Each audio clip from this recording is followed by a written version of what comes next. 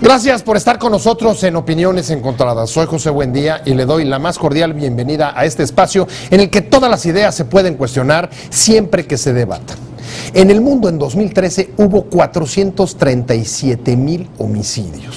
La tendencia que sigue este fenómeno es, digamos, de polarización. Ahí en los lugares donde hay los registros más altos se va aumentando la brecha con los lugares o los países, incluso las regiones donde es más bajo el registro de asesinatos. Ayer en Londres se dio a conocer el informe de la Oficina de la ONU contra el Delito y las Drogas sobre este fenómeno en 2013, y hoy vamos a tener aquí en Opiniones Encontradas a Antonio Masitelli, que es representante de la Oficina de la ONU contra las Drogas y el Delito en México, para que nos presente los principales hallazgos de este informe, y para comentarlo estará con nosotros también Francisco Rivas del Observatorio Ciudadano contra el Delito. No se vaya, le aportamos o le adelantamos algunos de los datos de este estudio y regresamos aquí a la mesa para tener el debate con ellos.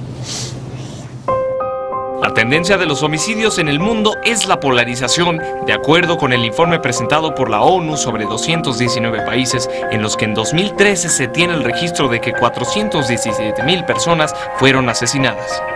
El estudio de las Naciones Unidas contra la Droga y el Delito arroja entre sus principales hallazgos que existe una brecha cada vez mayor en los niveles de homicidio entre los países con tasas altas y aquellos con tasas relativamente bajas.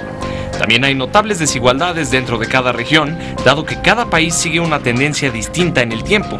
Por ejemplo, los niveles de los países de América del Sur son reducidos casi al nivel de los países con menos registros en Europa y Asia, en tanto que en el norte del continente son comparables a los lugares más violentos de África.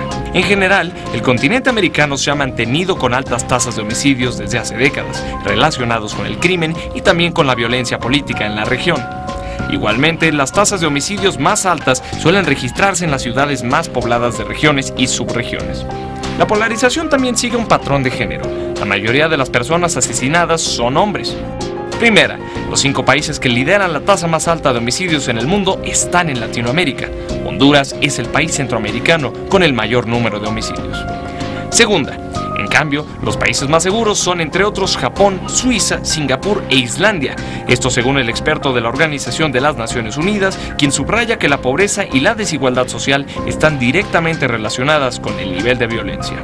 Tercera, la región centroamericana, que incluye a Belice, Costa Rica, El Salvador, Guatemala, Honduras, Nicaragua, México y Panamá, registra desde mediados del siglo XX de 5 a 8 veces más homicidios respecto a su población que Europa y Asia. Esto lo explicó el director de Análisis de Políticas y Asuntos Públicos de la UNOC, Jean-Luc Lemayeux. Cuarta, según Lemayeux, en América Central el principal problema son las bandas, grupos de jóvenes que matan para defender su identidad y pertenencia al grupo, por lo que las muertes resultan ser arbitrarias. Este tipo de violencia es diferente a la del narcotráfico, que mata cuando tiene competencia, pero en general prefiere operar sin muertes, según lo apunta el experto. Quinta, según datos del estudio, en México se ha experimentado un aumento del índice de homicidios de 12.2 personas por 100,000 habitantes en 2008 a 21.5 en 2012, lo cual refleja, según Lemayeux, no el aumento del tráfico de drogas, sino la aparición de cárteles rivales. Sexta, uno de los hallazgos más preocupantes, señala Lemayeux, es que del total de muertes en el periodo estudiado, un 15%, en otras palabras 63,000 personas, se debieron a la violencia doméstica, y en ese caso un 70%, 43,600 de las víctimas fueron mujeres. Séptima, más de la mitad de las víctimas mundiales de homicidio intencionado tenían menos de 30 años y un 8% fueron niños menores de 15 años, o sea, 36,000. Esto lo informa la UNOC, que destaca que más del 50% de las muertes se produjo en países de América y África, donde vive solo un 11% de la población mundial. Del informe sobre los homicidios, sobre el estado de los homicidios en el mundo que presentó ayer la Oficina de la ONU contra las Drogas y el Delito en Londres, y que hoy tenemos a su representante acá en México, Antonio Masitelli, para platicar sobre este tema, y se incorporará a lo largo de los próximos minutos también Francisco Rivas para dar su punto de vista. Pero por lo pronto, Antonio, muchas gracias por estar aquí con nosotros. Muy buenas tardes, José, y muy buenas tardes a todos. Interesante el estudio, tiene muchos hallazgos que que me parece que es importante entrar y tratar de ubicarlos, Antonio, sobre todo porque en países como el nuestro, donde tenemos un problema muy severo de violencia, solemos pensar que somos los únicos o que está, digamos, la perspectiva solamente concentrada en lo interior. Y conviene a veces ver lo que está pasando afuera, porque te permite tener un punto de comparación importante. A mí lo primero que me llama la atención del estudio es que en América Latina, de los 5 países, digamos, que liderean los mayores niveles, las mayores tasas de homicidios en el mundo, se encuentran aquí en la región. ¿Por qué? ¿Qué pasa con América Latina? Tenemos incluso niveles en algunas zonas de Centroamérica similares a las de África. Sí, desafortunadamente quizá más altas de África y comparable a países en conflicto. Pero el informe ofrece una serie de llaves de lectura del fenómeno de la violencia y del fenómeno de los homicidios, porque no todas las sociedades violentas necesariamente tienen tasa de homicidios muy alta. En Latinoamérica, desafortunadamente, hay tasas de criminalidad altas, o sea, hay tasa de violencias alta y hay tasa de homicidios alta también, pero no en todos los países. ¿Haces una disociación? O sea, ¿no es lo mismo violencia que homicidios? No, no necesariamente. No toda la violencia termina necesariamente en un homicidio. Te doy un ejemplo muy simple. En los países desarrollados que tienen estructura de salud desarrollada y que tienen también sistemas de policías eficientes, lo que puede ser una riña o también un robo no necesariamente se traduce en un homicidio.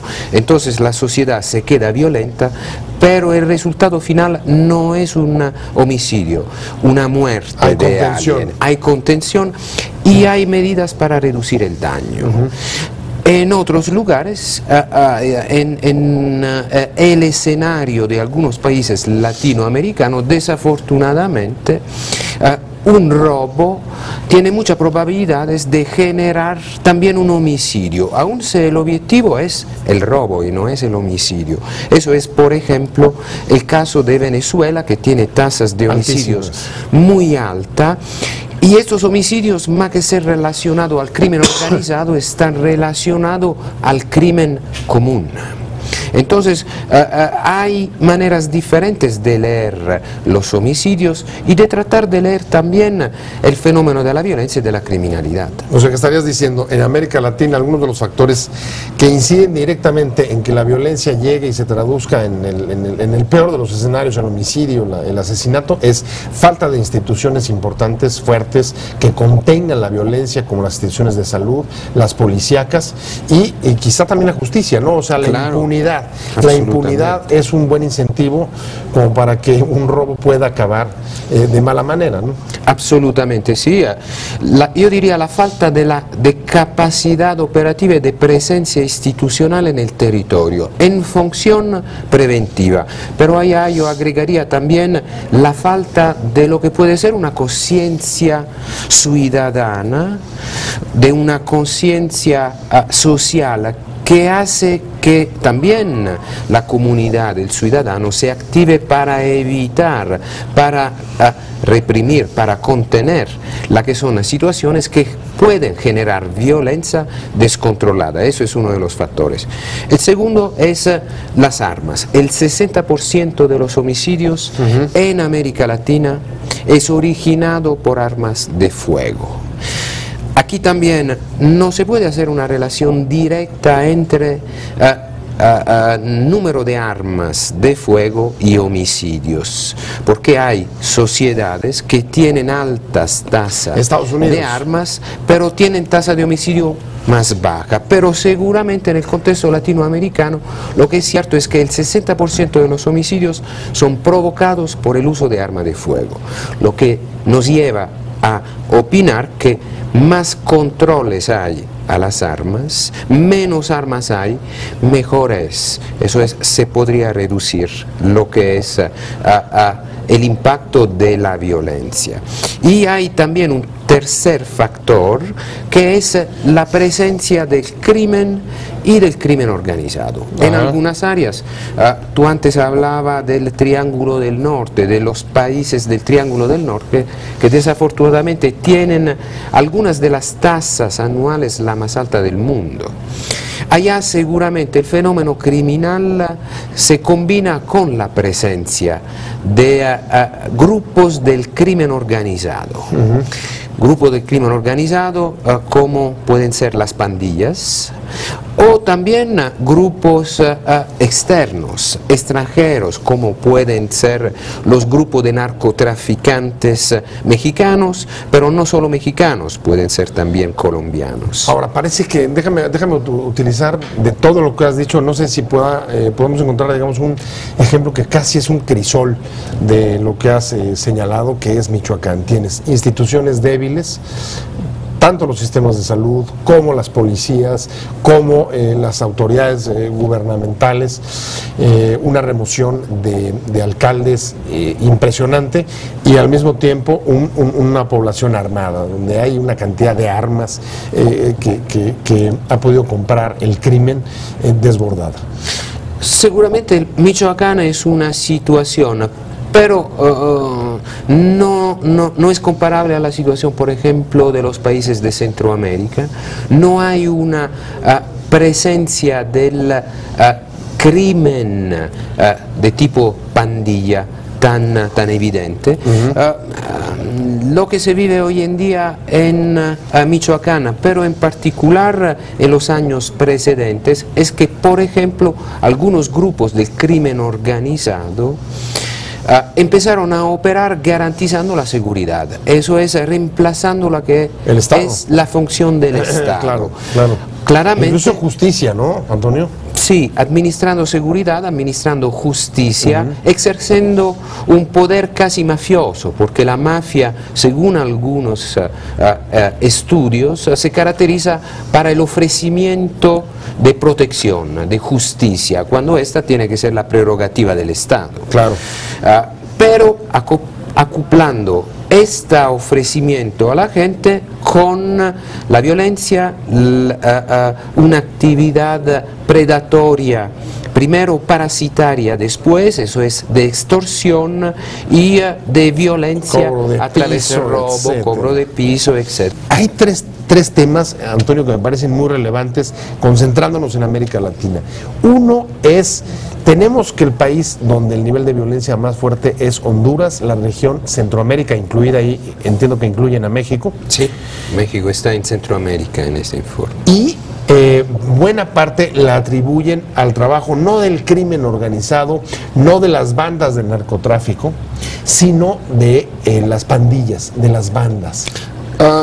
Seguramente, bueno, las pandillas, hay escuelas que la definen como crimen organizado y hay escuelas que tienen una postura mucho más antropológica, sociológica, que prefieren no considerarlas como parte del crimen organizado. Pero seguramente sí, la violencia ejercida por las pandillas tiene un impacto importantísimo, sobre todo en países como El Salvador, como Honduras, sí, en parte en Guatemala y de manera menor, pero también en otros países de Centroamérica. Belice no son tan estructuradas, pero seguramente tienen una componente. O sea, pero un poco lo que señalaban es que por ejemplo, el crimen organizado no genera homicidios hasta que entra la competencia por los territorios. Exacto. En cambio, las pandillas sí pueden llegar al homicidio por razones de identidad, de pertenencia. Exactamente. Tu análisis es muy acertada. La pandilla es diferente de la organización criminal, en particular de las organizaciones criminales de narcotráfico, que usan la violencia como última instrumento para poder solucionar un problema. Las pandillas, al contrario, compiten, esta es una competición en muchos casos hechas por jóvenes que desafortunadamente no conocen también límites a estas competencias. Y es interesante también, el informe se enfoca no solo en los datos o en el análisis, sino también en lo que son las buenas noticias o las buenas prácticas. La tregua entre pandillas en El Salvador, por ejemplo, produjo una caída dramática de la tasa de homicidios en un plazo muy corto. O sea que fue de verdad una caída vertical. Mecanismos, digamos, de diálogo, de búsqueda de resolver los asuntos por negociación, repartos de territorios, establecimiento de reglas del juego, sí puede funcionar incluso más que la parte de prisiones.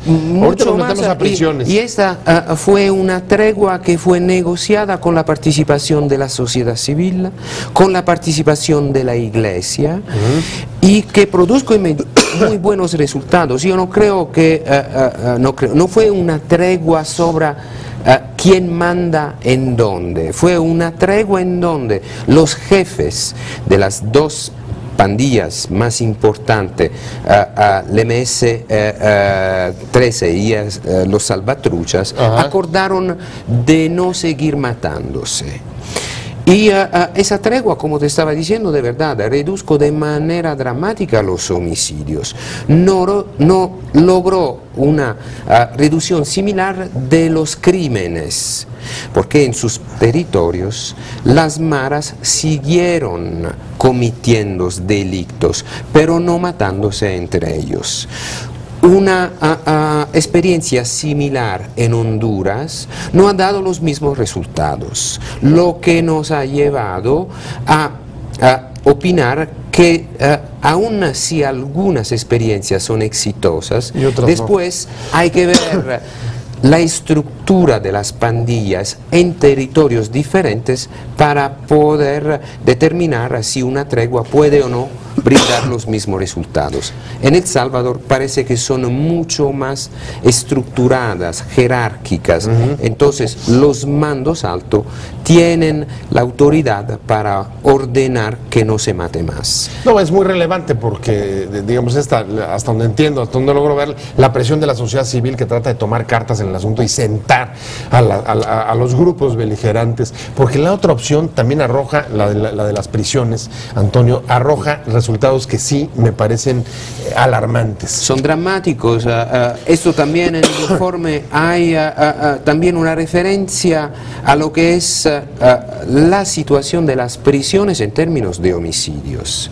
Y justamente en las Américas, y eso es un dato, una información que de verdad genera mucha preocupación.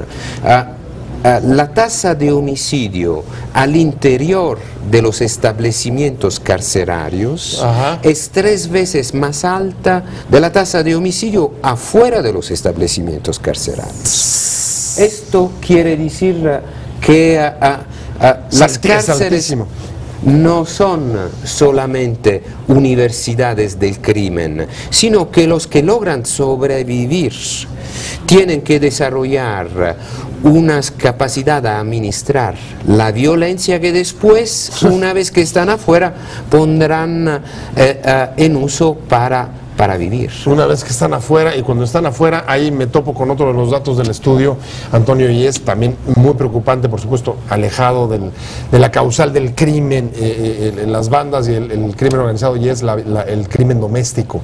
Sí. Entiendo que es cerca de 15% de los homicidios que se registraron en 2013 son por asuntos de vida doméstica. Sí, el dato, el informe trata de tener también una perspectiva de género. Y en el mundo en 2012 hubo 437.000 homicidios. Altísimo. En su gran mayoría varones, pero el 21% de las víctimas fueron mujeres, 93.000 mujeres. Y el dato de verdad inaceptable es que casi el 50% de los homicidios de mujeres fueron operados por su pareja o por familiares. Eso quiere decir de verdad que el peor enemigo, el riesgo más grande Está dentro de tu casa. A la seguridad de las mujeres está en su misma casa. Y esto de verdad es algo que debería debería movilizarnos. Como seguramente con políticas que defiendan más las mujeres, el acceso a la justicia. Sabemos que en muchísimos casos el homicidio es el resultado de violencias. Claro. Políticas de educación, el machismo no es aceptable, vamos. Políticas de verdad que puedan evitar a las mujeres seguir siendo víctimas de una sociedad injusta. Sí, porque de verdad que uno se pone a pensar en ciertos lugares y tienes inseguridad dentro de tu casa, sales y puedes enfrentar bandas o al crimen organizado, inseguridad dentro e inseguridad fuera. Realmente un reto para las instituciones y las políticas públicas. Sí, absolutamente. Y con las mujeres de verdad no podemos permitirlos, no podemos seguir hablando siempre bien de la mujer y después escuchar que 93.000 mujeres son matadas al año y el 50% de ellos en su misma casa haciendo el trabajo de mamá, vamos. Los lugares donde los datos son mejores son lugares como Suiza, Japón, Singapur. ¿Siguen las mismas pautas o ahí tienen pautas distintas? Bueno, en Europa, en Asia, el homicidio en su gran mayoría tiene una naturaleza diferente de la que tiene en América Latina. Hay menos violencia en la sociedad, hay más violencia en el hogar doméstico y también hay elementos interesantes relacionados al abuso de sustancias intoxicantes. O sea, alcohol. En gran mayoría alcohol, pero en muchos casos son los dos juntos, alcohol y drogas, que en algunos países, en los países nórdicos de Europa, que tienen tasa de homicidios muy bajo, pero son responsables de más del 50% de los homicidios. Entonces, esto nos habla también de una serie de medidas, pero esto no se aplica solamente a lugares como el norte de Europa o Australia, en donde también una buena parte de los homicidios son relacionados al consumo de sustancia. Hay experiencias muy interesantes en Cali, en Colombia, en donde hay una correlación directa entre la regulamentación del uso y de la venta del alcohol en las horas de la mañana temprano, a partir de las 2 de la mañana, y los homicidios. Más temprano empieza el divieto a la venta de alcohol y más a largo es, menos homicidios hay. Entonces, la ley seca puede ayudar en muchos casos a reducir la violencia y la tasa de homicidio. Bueno, pues ahí lo tiene. En el caso de América Latina, falta de instituciones y de políticas públicas. En el caso de los países donde registran menores niveles, a pesar de ello, en la vida doméstica, altos niveles de consumo de estupefacientes o alcohol y frustración, por supuesto, también. Y así es como se va conformando el panorama del homicidio en 2013. Muchas gracias por haber estado con nosotros y muchas gracias antes que nada, Antonio Masitelli, por haber estado con nosotros como siempre. Muchas gracias a ti, José, y a todos. Ha sido un placer y aquí estaremos dando cuenta de los estudios que sigan saliendo sobre estos temas. Te invitamos a seguir cuestionando la información con los siguientes videos.